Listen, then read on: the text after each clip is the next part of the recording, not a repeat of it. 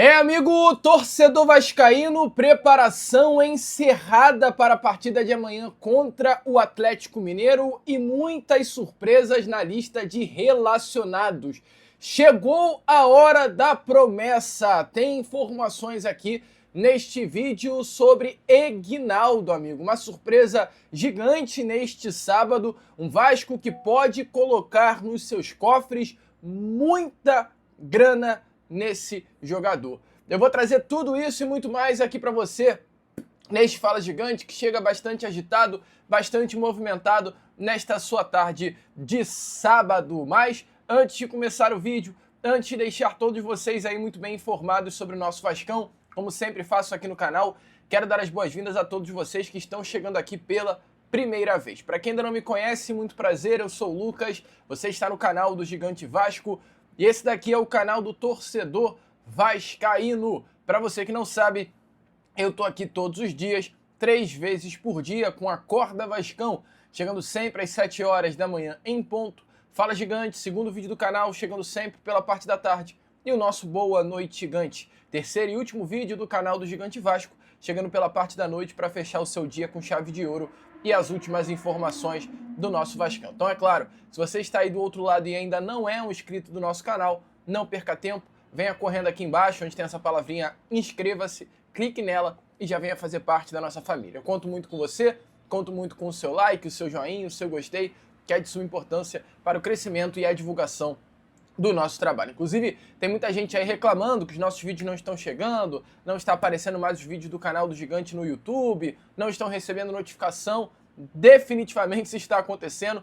O YouTube, eu não sei porquê, está segurando um pouco a divulgação do nosso trabalho. Então, de forma especial, eu venho pedir a você para dar uma olhada aí se o seu sininho de notificação está ativado, se você está inscrito no canal e também deixa, claro, o seu like, o seu joinha, porque tudo isso é muito importante para fazer com que o nosso vídeo volte a ser divulgado aqui dentro do YouTube. Show? Vamos embora então agora falar logo do nosso Vascão. Quero começar aqui primeiramente com você, este Fala Gigante, né, amigo vascaíno, falando sobre o que aconteceu hoje lá no CT Moacir Barbosa, porque hoje foi finalizada a preparação para esta partida contra a equipe do Atlético Mineiro, que acontecerá amanhã dentro da Arena MRV, o último jogo do Vasco da Gama pelo Brasileirão de 2025. O Vasco vai fechar a temporada e durante este treino que aconteceu na manhã de hoje, foi definido os jogadores que irão viajar com o elenco para Minas Gerais. Um Vasco que vem sendo, dependendo dos resultados, pode terminar esse Brasileirão até na 9ª colocação, tá? O Vasco tem hoje 45, vê o Grêmio à sua frente com 46, o Corinthians também com os mesmos 46 na 10ª colocação e o Red Bull Bragantino com 48 na 9ª colocação.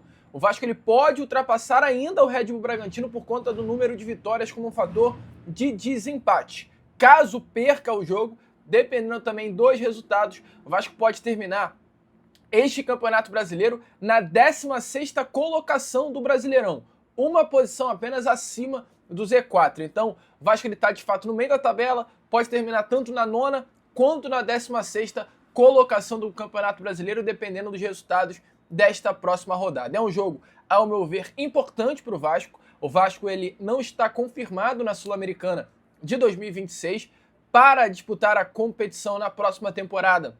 É necessário uma sequência de resultados na 38ª rodada do Brasileirão para que o Vasco consiga se garantir nessa competição internacional na próxima temporada.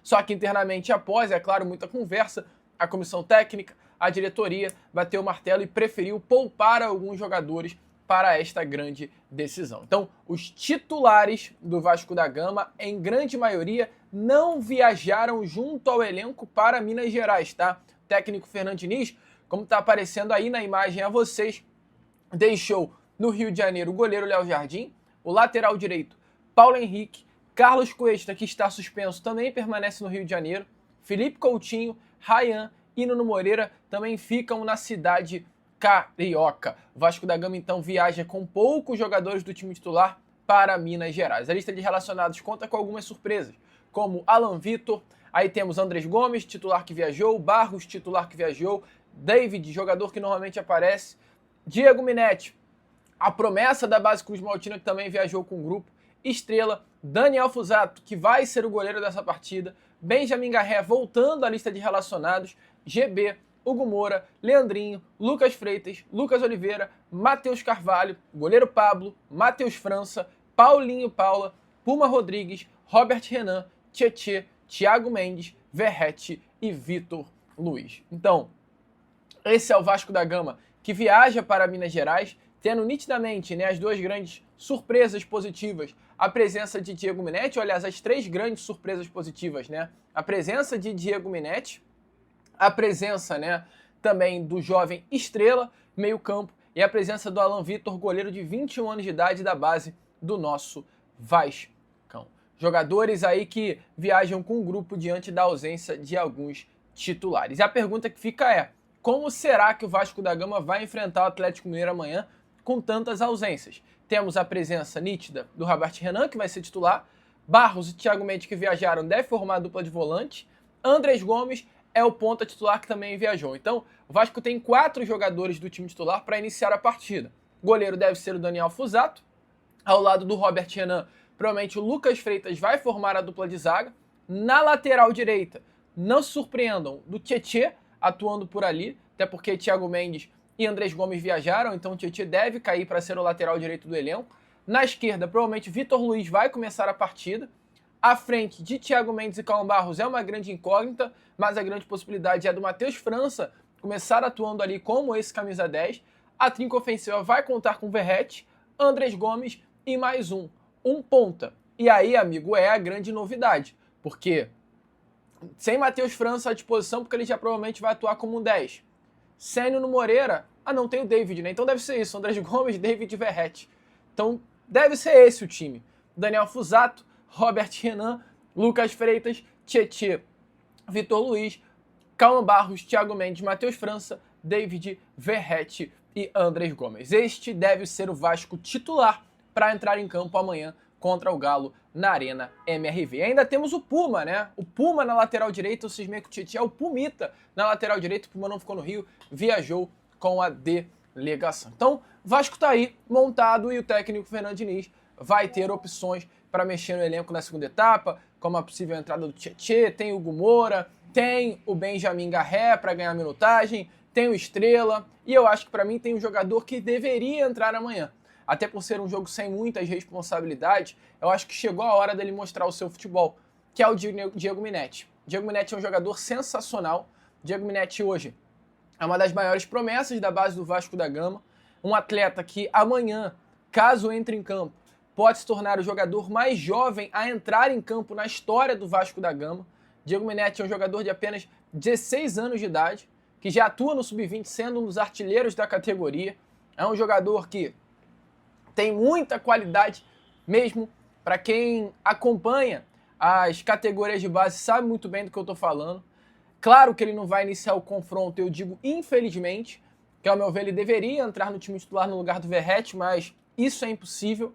Só que pode ser uma opção aí para a segunda etapa. Em 2024, Minetti foi eleito o melhor jogador na conquista do Vasco da Gama da Nike Premier Cup.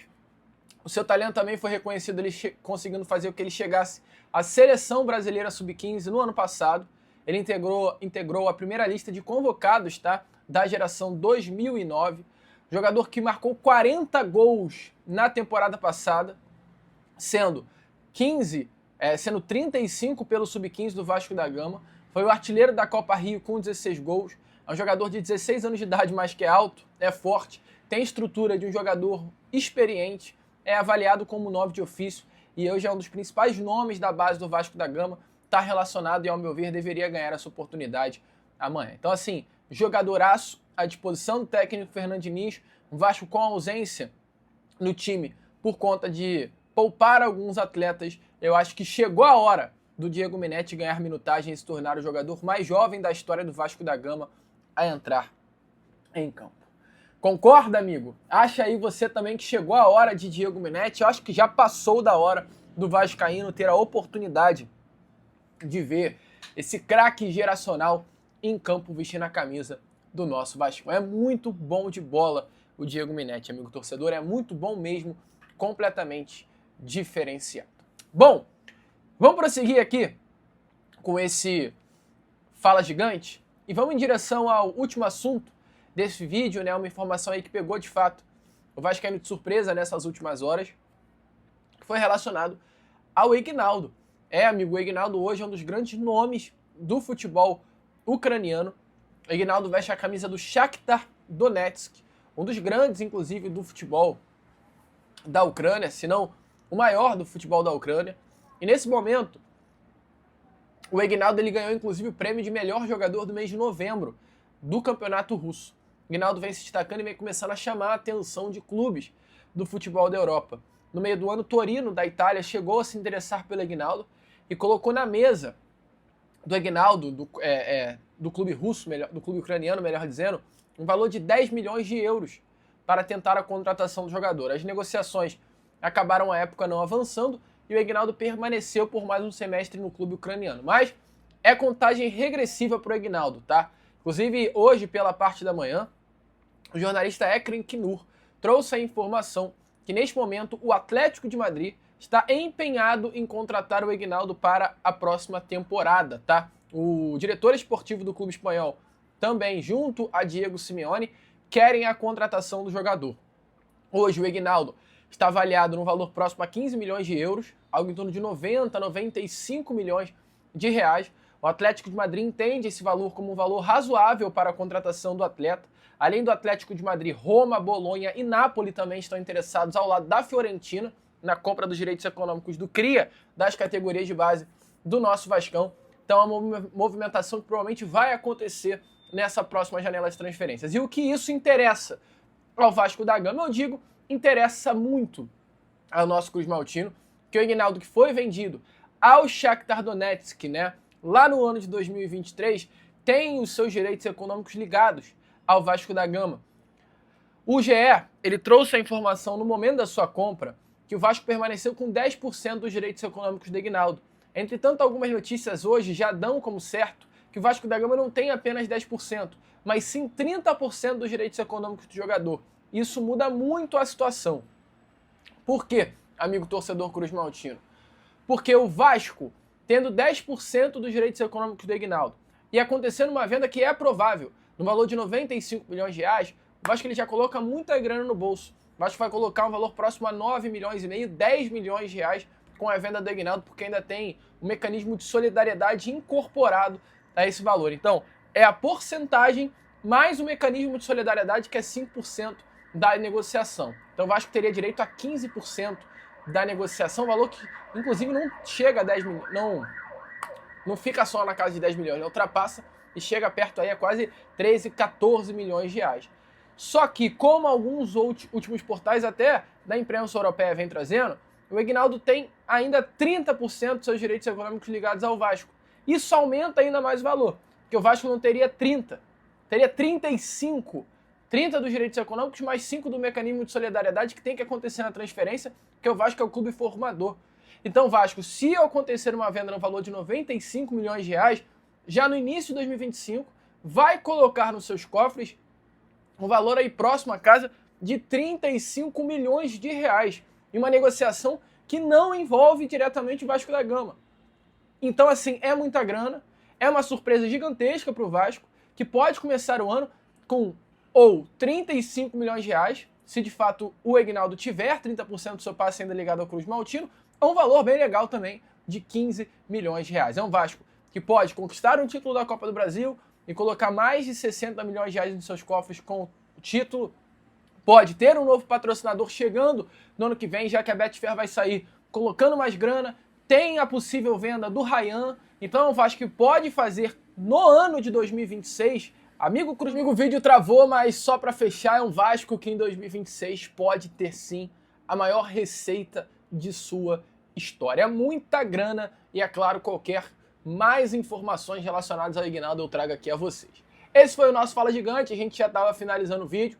Se você curtiu, deixa aí o seu like, o seu joinha, o seu gostei, compartilhe também esse canal para que outras pessoas possam ter acesso e já já eu tô de volta. Vamos que vamos, curta, compartilhe, se inscreva.